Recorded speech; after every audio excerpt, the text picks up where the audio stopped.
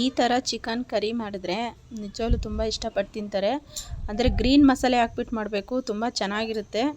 ಈ ಯಾರು ಅಷ್ಟೊಂದು ಈ ಚಿಕನ್ ಗ್ರೇವಿ ಎಲ್ಲ ಇಷ್ಟಪಡೋದಿಲ್ಲ ಅವರಂತೂ ಮತ್ತೆ ಮತ್ತೆ ತಿನ್ನೋಣ ಅಂತ ಅನಿಸುತ್ತೆ, ಆ ಥರ ಇರುತ್ತೆ. ಬನ್ನಿ ರೆಸಿಪಿ ನೋಡೋಣ. Hi friends, welcome back to my channel. ಇವತ್ತು ಬಂದು ಚಿಕನ್ ಗ್ರೀನ್ ಕರಿ ಮಾಡ್ತಾಯಿದ್ದೀನಿ ನಾನು. ಮೊದಲಿಗೆ ಇಲ್ಲಿ ನಾನು ಚಕ್ಕೆ, ಲವಂಗ, ಕಾಳು ಮೆಣಸು, ಶುಂಠಿ, ಬೆಳ್ಳುಳ್ಳಿ ಇಷ್ಟನ್ನು ಜಾರ್ಗೆ ಹಾಕ್ಕೋತಾ ಇದ್ದೀನಿ. ಮತ್ತು ಹಿಂದೆಯೇ ಸಹ ಒಂದು ಮೀಡಿಯಮ್ ಸೈಜ್ ಈರುಳ್ಳಿ ಕಟ್ ಮಾಡಿದ್ದೆ.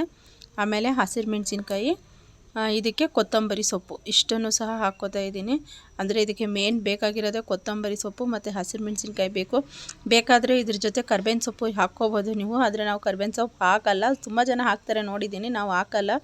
ಇಷ್ಟನ್ನು ಹಾಕ್ಕೊಂಡು ಇದನ್ನು ನೀಟಾಗಿ ಗ್ರೈಂಡ್ ಮಾಡ್ಕೋಬೇಕಾಗುತ್ತೆ. ಮತ್ತು ಒಂದು ಟೊಮೊಟೊ ಬೇಕಾದರೆ ಹಾಕ್ಕೊಳ್ಳಿ, ಇಲ್ಲ ಅಂದರೆ ಬೇಡ. ಆದರೆ ನಾನು ಇಲ್ಲಿ ಟೊಮೊಟೊ ಒಂದು ಹಾಕಿದ್ದೀನಿ ಇರಲಿ ಅಂತ ಹೇಳ್ಬಿಟ್ಟು. ಇವಾಗ ನೋಡಿ ಎಲ್ಲ ರುಬ್ಕೊಂಡಿಟ್ಟಿದ್ದೀನಿ. ಒಂದು ಕಡೆ ನಾನು ಪಾತ್ರೆ ಇಟ್ಟಿದ್ದೀನಿ, ಪಾತ್ರೆ ಬಿಸಿ ಆಗಲಿ ಅಂತ ಹೇಳ್ಬಿಟ್ಟು. ಮತ್ತು ಇನ್ನೊಂದು ಸೈಡಲ್ಲಿ ಚಿಕನ್ನ ಸಹ ನೀಟಾಗಿ ತೊಳೆದಿಟ್ಟಿದ್ದೀನಿ. ಅಂದರೆ ಒಂದು ಸ್ವಲ್ಪ ಚಿಕನ್ ಮಾತ್ರ ತಗೊಂಡಿದ್ದೀನಿ, ಒಂದು ಅರ್ಧ ಕೆ ಜಿ ಚಿಕನ್ ತಗೊಂಡಿದ್ದು, ಜಾಸ್ತಿ ಚಿಕನ್ ತಗೊಂಡಿಲ್ಲ. ಅರ್ಧ ಕೆ ಜಿ ಚಿಕನ್ ಸಾಕು. ಅರ್ಧ ಕೆ ಜಿ ಚಿಕನ್ಗೆ ಇಷ್ಟು ಮಸಾಲೆ ಬೇಕಾಯಿತು. ಒಂದು ಸಣ್ಣ ಜಾರ್ ತುಂಬ ಮುಕ್ಕಾಲು ಭಾಗ ಬೇಕಾಗುತ್ತೆ. ಮತ್ತು ನೋಡಿ ಪಾತ್ರೆ ಬಿಸಿಯಾಗಿದೆ. ಬಿಸಿಯಾದ ನಂತರ 1 ಟೇಬಲ್ ಸ್ಪೂನಷ್ಟು ಎಣ್ಣೆ ಹಾಕಿದೆ. ಅರ್ಧ ಟೇಬಲ್ ಸ್ಪೂನ್, ಅಂದರೆ 2ರಿಂದ 1 ಟೇಬಲ್ ಸ್ಪೂನ್ ಎಣ್ಣೆ ಹಾಕಿದ್ದೀನಿ. ಇವಾಗ ರುಬ್ಬಿರೋಂಥ ಮಸಾಲೆನ ನಾನು ಹಾಕ್ತಾಯಿದ್ದೀನಿ. ಎಣ್ಣೆ ಚೆನ್ನಾಗಿ ಬಿಸಿಯಾಗಿಬಿಟ್ಟಿದೆ ಅಲ್ವಾ. ಮಸಾಲೆ ಹಾಕಿದ ತಕ್ಷಣ ಹೇಗೊಂಥರ ಸೀದೋಗೋಗೋಯ್ತು ನೋಡಿ. ಈ ಥರ ಮಸಾಲೆನ ಚೆನ್ನಾಗಿ ಫ್ರೈ ಮಾಡ್ಕೋಬೇಕು ಒಂದು ಸ್ವಲ್ಪ ಹೊತ್ತು. ನೋಡಿ ಎಣ್ಣೆ ಎಲ್ಲ ಸ್ವಲ್ಪ ಮೇಲೆ ಬರೋವರೆಗೂ ಇದನ್ನು ಫ್ರೈ ಮಾಡ್ಕೋಬೇಕಾಗುತ್ತೆ. ಯಾವುದೇ ಇದರಲ್ಲಾಗಲಿ ಅಷ್ಟೇ, ಫಸ್ಟು ಮಸಾಲೆ ಚೆನ್ನಾಗಿ ಫ್ರೈ ಆಗಬೇಕು. ಮಸಾಲೆ ಫ್ರೈ ಆದಮೇಲೆ ಚಿಕನ್ ಹಾಕ್ಕೋಬೇಕಾಗುತ್ತೆ. ಫಸ್ಟೇ ಏನಾದರೂ ಬೇಯಿಸೋಗಿದ್ರೆ, ಈ ಫಾರಮ್ ಕೋಳಿ ಎಲ್ಲ ಇರುತ್ತಲ್ಲ, ಅದಾದರೆ ಫಸ್ಟೇ ಬೇಯಿಸ್ಕೋಬೇಕು. ಈ ಥರ ಇದ್ದರೆ ಡೈರೆಕ್ಟ್ ಈ ಥರ ಮಸಾಲೆ ಸ್ವಲ್ಪ ಫ್ರೈ ಆದಮೇಲೆ ಹಾಕ್ಕೋಬೇಕು. ಇವಾಗ ನೋಡಿ ಸ್ವಲ್ಪ ಅರಿಶಿನ ಪುಡಿ ಹಾಕ್ತಾಯಿದ್ದೀನಿ ನಾನು. ಅಂದರೆ ಇದಕ್ಕೆ ಅರಿಶಿನ ಪುಡಿನೂ ಹಾಕಲೇಬೇಕು, ಇಲ್ಲಾಂದರೆ ಚಿಕನ್ ಒಂಥರ ವೈಟ್ ಕಾಣಿಸುತ್ತೆ, ಅದೇನು ಅಷ್ಟು ಕಲರ್ಫುಲ್ ಚೆನ್ನಾಗಿ ಕಾಣಿಸಲ್ಲ. ಅದಕ್ಕೋಸ್ಕರ. ಮತ್ತು 1 ಟೇಬಲ್ ಸ್ಪೂನ್ ಧನಿಯಾ ಹಾಕ್ಕೋತಾ ಇದ್ದೀನಿ, ಧನಿಯಾ ಪೌಡರ್. ಇಲ್ಲಿ ಧನಿಯಾ ಸೊಪ್ಪು ಹಾಕಿದ್ದೀನಿ ನಾನು, ಇದು ಧನಿಯಾ ಪೌಡರ್. ಇಷ್ಟನ್ನು ಹಾಕ್ಕೊಂಡು ನೀಟಾಗಿ ಇದನ್ನು ಮಿಕ್ಸ್ ಮಾಡ್ಕೊಳ್ಳೋಣ. ಸ್ವಲ್ಪ ಉಪ್ಪು ಹಾಕ್ಕೊಂಡು ನೀಟಾಗಿ ಇದನ್ನು ಮಿಕ್ಸ್ ಮಾಡ್ಕೊಳ್ಳೋಣ. ಎಲ್ಲಿವರೆಗೂ ಮಿಕ್ಸ್ ಮಾಡಬೇಕು ಅಂದರೆ ಈ ಸ್ವಲ್ಪ ಎಣ್ಣೆ ಬಿಟ್ಕೊಳ್ಳುತ್ತಲ್ಲ ಅಲ್ಲಿವರೆಗೂ. ಇವಾಗ ನಾನೇನು ಮಾಡ್ತೀನಿ ಅಂದರೆ ಇನ್ನೊಂಚೂರು ಉಪ್ಪನ್ನು ಹಾಕ್ಕೋತಾ ಇದ್ದೀನಿ. ಹಾಗೆ ಹಿಂದೆಯೇ ನಾನೇನು ಚಿಕನ್ ತೊಳೆದಿಟ್ಟಿದ್ದೀನಲ್ಲ, ಆ ಚಿಕನ್ನು ಸಹ ಹಾಕ್ತಾಯಿದ್ದೀನಿ. ಇದನ್ನೆಲ್ಲ ನೀಟಾಗಿ ಮಿಕ್ಸ್ ಮಾಡಿಕೊಂಡು ಚಿಕನ್ನು ಸಹ ಹಾಕ್ಕೋತಾ ಇದ್ದೀನಿ. ಇದು ನಿಜವಾಗ್ಲೂ ಎಷ್ಟು ಚೆನ್ನಾಗಿರುತ್ತೆ ಅಂದರೆ ಒಂಚೂರು ಕೂಡ ಬೇಜಾರಾಗೋದಿಲ್ಲ, ಅಷ್ಟು ಚೆನ್ನಾಗಿರುತ್ತೆ ಈ ರೆಸಿಪಿ. ಮತ್ತೆ ಮಾಡ್ಕೊಂಡು ತಿನ್ನಬೇಕು ಅಂತ ಅನಿಸುತ್ತೆ. ಈ ಬ್ಯಾಚುಲರ್ಸ್ಗೆಲ್ಲ ಹೇಳಬೇಕಾದ್ರೆ ಇದು ಒಳ್ಳೆ ರೆಸಿಪಿ. ಅಂದರೆ ತುಂಬ ಈಸಿಯಾಗಿ ತೋರಿಸ್ತೀನಿ ನಾನು, ತುಂಬ ಈಸಿಯಾಗಿ ತುಂಬ ಬೇಗ ಮಾಡ್ಕೋಬೋದು. ಜಾಸ್ತಿ ಮಸಾಲೆ, ತುಂಬ ಟೈಮ್ ಎಲ್ಲ ಹಿಡಿಯಲ್ಲ. ಈ ಥರ ಕಮ್ಮಿ ಮಸಾಲೆ ಹಾಕಿ ಕಮ್ಮಿ ಟೈಮಲ್ಲಿ ಈ ಥರ ರೆಸಿಪಿಗಳನ್ನು ಮಾಡ್ಬೋದು, ತುಂಬ ಚೆನ್ನಾಗಿರುತ್ತೆ ಅಂತ ಹೇಳ್ತಾ ನೋಡಿ. ಇಲ್ಲಿ ಇವಾಗ ಮಸಾಲೆ ಎಲ್ಲ ನೀಟಾಗಿ ಚಿಕನ್ಗೆ ಹಚ್ಚೋ ಥರ ಇದನ್ನು ಮಿಕ್ಸ್ ಮಾಡ್ಕೋಬೇಕು. ಅಂದರೆ ಒಂಥರ ಇದು ಹೇಗಾಗಿದೆ ಅಂದರೆ ಒಂಥರ ಕಬಾಬ್ ಮಸಾಲೆ ರೇಂಜಿಗೆ ಮಾಡಿಬಿಟ್ಟಿದ್ದೀನಿ. ಇಲ್ಲ, ಅದು ಕರೆಕ್ಟಾಗಿದೆ. ನೀಟಾಗಿ ಮಿಕ್ಸ್ ಮಾಡ್ಕೋಬೇಕು. ಚಿಕನ್ಗೆಲ್ಲ ಮಸಾಲೆ ಅಂಟಬೇಕು, ಅಲ್ಲಿವರೆಗೂ ಇದನ್ನು ನೀಟಾಗಿ ಮಿಕ್ಸ್ ಮಾಡ್ಕೋಬೇಕು. ಇದನ್ನೆಲ್ಲ ಮಿಕ್ಸ್ ಮಾಡಿಕೊಂಡು ಸ್ವಲ್ಪ ಟೈಮ್ ನಾನಿಲ್ಲಿ ಬಿಡ್ತಾಯಿದ್ದೀನಿ ನೋಡಿ. ಅಂದರೆ ಪ್ಲೇಟ್ ಮುಚ್ಚಿಬಿಡ್ಬೇಕಿತ್ತು, ನಾನು ಹಾಗೆ ಸ್ವಲ್ಪ ಟೈಮ್ ಬಿಟ್ಬಿಟ್ಟು ಈಗ ಇದಕ್ಕೆ ನೀರು ಹಾಕೋ. ಅಂದರೆ ಎಷ್ಟು ಬೇಕೋ ಅಷ್ಟು ನೀರನ್ನು ಹಾಕ್ಕೋಬೇಕಾಗುತ್ತೆ. ಒಂಚೂರು ನಮ್ಗೆ ಎಷ್ಟು ಬೇಕೋ ಅಷ್ಟು ನೀರನ್ನು ಹಾಕ್ಕೋಬೇಕಾಗುತ್ತೆ. ಇವಾಗ ನೋಡಿ ಇಲ್ಲಿ ಯಾವ ಥರ ಆಗಿದೆ ಅಂತ ಹೇಳ್ಬಿಟ್ಟು ಫುಲ್ಲು ಇವಾಗ ಒಂದು ಕುದಿ ಬರ್ತಾಯಿದೆ ಅಲ್ವಾ, ಚಿಕನಲ್ಲಿ ಒಂದು ಕುದಿ ಬರ್ತಾಯಿದೆ ಅಲ್ವಾ. ಈ ಒಂದು ಕುದಿ ಬರಬೇಕಾದ್ರೆ ಇದಕ್ಕೆ ನೀರು ಹಾಕ್ಕೋತಾ ಇದ್ದೀನಿ ನಾನು. ಎಷ್ಟು ಬೇಕಷ್ಟು ನೀರನ್ನು ಹಾಕ್ಕೊಂಡು, ಅಂದರೆ ಜಾಸ್ತಿ ಗಟ್ಟಿ ಬೇಕಾ ತೆಳ್ಳಗೆ ಬೇಕಾ ಅಂತ ಹೇಳ್ಬಿಟ್ಟು ಇಲ್ಲಿ ತೋರಿಸ್ತೀನಿ ನೋಡಿ ಇವಾಗ.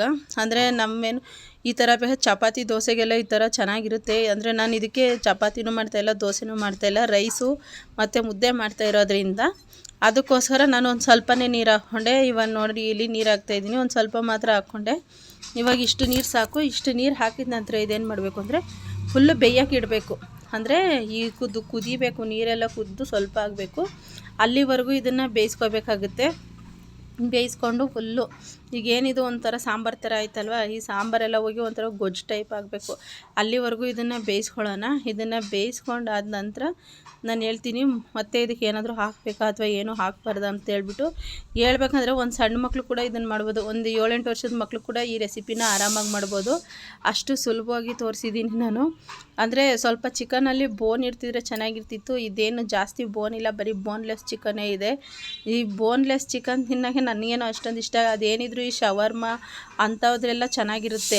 ಈ ಥರ ಅಡುಗೆ ಎಲ್ಲ ಮಾಡಿದಾಗ ಸ್ವಲ್ಪನಾದರೂ ಇರಬೇಕು ಅಂತ ಅನಿಸುತ್ತೆ, ಆವಾಗ ಒಂಥರ ಟೇಸ್ಟ್ ಚೆನ್ನಾಗಿರುತ್ತೆ. ಇವಾಗ ನೋಡಿ ಚೆನ್ನಾಗಿ ಬೆಂದಿದೆ, ಬೆಂದು ಗಟ್ಟಿಯಾಗ್ತಾಯಿದೆ. ಅಂದರೆ ನಾನು ಹೇಳಿದ್ನಲ್ಲ ಒಂದು ಹಂತಕ್ಕೆ ಬರಬೇಕು ಇದು ಬೆಂದ್ಬಿಟ್ಟು ಅಂತ ಹೇಳ್ಬಿಟ್ಟು. ಇವಾಗ ನೋಡಿ ತೀರಾ ತೆಳ್ಳಗೂ ಇಲ್ಲ ತೀರಾ ಗಟ್ಟಿಗೂ ಇಲ್ಲ, ಒಂದು ಮೀಡಿಯಮ್ ಇದರಲ್ಲಿದೆ. ಇದನ್ನು ಇನ್ನೊಂದು ಸ್ವಲ್ಪ ಹೊತ್ತು ನಾನು ಬೇಯಿಸ್ಕೊತೀನಿ. ಇದನ್ನು ಇನ್ನೊಂದು ಚೂರು ಎಲ್ಲ ನೀಟಾಗಿ ಬೇಯಿಸ್ಕೊಂಡು ಆಮೇಲೆ ಇದನ್ನು ಆಫ್ ಮಾಡ್ಕೊತೀನಿ. ಅಂದರೆ ನಾನು ಏನಕ್ಕೆ ಹೇಳ್ತಾ ಇದ್ದೀನಿ ಅಂದರೆ ಬ್ಯಾಚುಲರ್ಸ್ ಎಲ್ಲ ಈಸಿಯಾಗಿ ತುಂಬ ಕಮ್ಮಿ ಟೈಮಲ್ಲಿ ಮಾಡ್ಕೋಬೋದು, ಯಾರೇ ಆದರೂ ಅಷ್ಟೇ ಬೇಗ ಮಾಡ್ಕೋಬೋದು ನೋಡಿ ಅಂತ ಹೇಳ್ಬಿಟ್ಟು ಈ ರೆಸಿಪಿನ ಇಷ್ಟು ನಿಧಾನಕ್ಕೆ ಎಳಿತಾ ಇರೋದು ನಾನು. ಇಲ್ಲಿ ನೋಡಿ ಇವಾಗೆಲ್ಲ ನೀಟಾಗಿ ಬೆಂದಿದೆ, ಎಣ್ಣೆ ಎಲ್ಲ ಮೇಲೆ ಕಾಣಿಸ್ತಾ ಇದೆ ನೋಡಿ. ನಾನು ಏನು ಎಣ್ಣೆ ಹಾಕಿದೆ ಫಸ್ಟು ಅದೆಲ್ಲ ಸ್ವಲ್ಪ ಮೇಲೆ ಕಾಣಿಸ್ತಾ ಇದೆ. ಆವಾಗ ಇದನ್ನು ಆಫ್ ಮಾಡ್ಕೋಬೇಕೈತೆ. ಸ್ವಲ್ಪ ಟೈಮ್ ಪ್ಲೇಟ್ ಮುಚ್ಚಿಬಿಟ್ಬಿಟ್ಟು ಈಗ ಒಂದು 2 ನಿಮಿಷ ಬಿಟ್ಟು ತೆಗೆದು ಇವಾಗ ನಾನು ಇದನ್ನು ಆಫ್ ಮಾಡ್ಕೊತಾ ಇದ್ದೀನಿ. ಇಷ್ಟೇ, ಈ ರೆಸಿಪಿನೇ ರೆಡಿ ಆಗುತ್ತೆ. ಈ ಬಬಲ್ಸ್ ಎಲ್ಲ ಕಮ್ಮಿ ಆಗುತ್ತೆ ನೋಡಿ ಈಗ, ಯಾಕಂದರೆ ಆಫ್ ಮಾಡಿದ್ದೀನಲ್ಲ ಈ ಬಬಲ್ಸ್ ಎಲ್ಲ ಫುಲ್ಲು ಕಮ್ಮಿ ಆಗಿಬಿಡುತ್ತೆ. ಇವಾಗ ನೋಡಿ ಯಾವ ಥರ ಕಾಣಿಸ್ತಾ ಇದೆ ಅಂತ ಹೇಳ್ಬಿಟ್ಟು ತುಂಬ ಚೆನ್ನಾಗಿರುತ್ತೆ ಹೇಳಬೇಕಂದ್ರೆ. ಇದು ನೀವು ಒಂದ್ಸಲ ಟ್ರೈ ಮಾಡಿ ಅಂತ ಹೇಳ್ತಾ ಈ ವಿಡಿಯೋನ ನಾನು ಇಲ್ಲಿಗೆ ಮುಗಿಸ್ತಾ ಇದ್ದೀನಿ. ಮತ್ತು ಯಾರಾದರೂ ಫಸ್ಟ್ ಟೈಮ್ ನನ್ನ ಚಾನಲ್ ನೋಡ್ತಾ ಇದ್ದರೆ ಪ್ಲೀಸ್ ಸಬ್ಸ್ಕ್ರೈಬ್ ಮಾಡ್ಕೊಳ್ಳಿ. ಸಬ್ಸ್ಕ್ರೈಬ್ ಮಾಡ್ದಲೇ ನೋಡಿದ್ರೆ ಅಂದರೆ ನಮಗೂ ಒಂಥರ ಖುಷಿಯಾಗುತ್ತೆ. ಕಷ್ಟಪಟ್ಟು ವೀಡಿಯೋ ಮಾಡಿರ್ತೀವಿ ಬಿಡಪ್ಪ ನೋಡಿದ್ರು ಅಂತೇಳ್ಬಿಟ್ಟು. ಆದ್ರೂ 1 ವರ್ಷದಿಂದ ಕಷ್ಟಪಡ್ತಾ ಇದ್ದೀವಿ, ಯಾವುದೇ ವೀಡಿಯೋ ಕೂಡ ವೈರಲ್ ಆಗಿಲ್ಲ. ಬೇಜಾರಾಗುತ್ತೆ ಒಂದೊಂದು ಸರಿ, ಯಾವುದು ಬೇಡ ಅಂತ ಅನಿಸುತ್ತೆ. ಆದರೂ ಪ್ರಯತ್ನ ಬಿಡಬಾರ್ದು ಅಂತೇಳ್ಬಿಟ್ಟು ಮಾಡ್ತಾಯಿದ್ದೀವಿ. ಮತ್ತು ದಯವಿಟ್ಟು ವೀಡಿಯೋನ ಅಲ್ಲಿ ಸ್ಕಿಪ್ ಮಾಡಿ ನೋಡಬೇಡಿ, ವೀಡಿಯೋ ಕೊನೆವರೆಗೂ ನೋಡಿ. ಚಿಕ್ಕ ವೀಡಿಯೋಗಳನ್ನಾದರೂ ಕೊನೆವರೆಗೂ ನೋಡಿ. ವೀಡಿಯೋ ನೋಡಿದ್ದಕ್ಕಾಗಿ ಧನ್ಯವಾದಗಳು.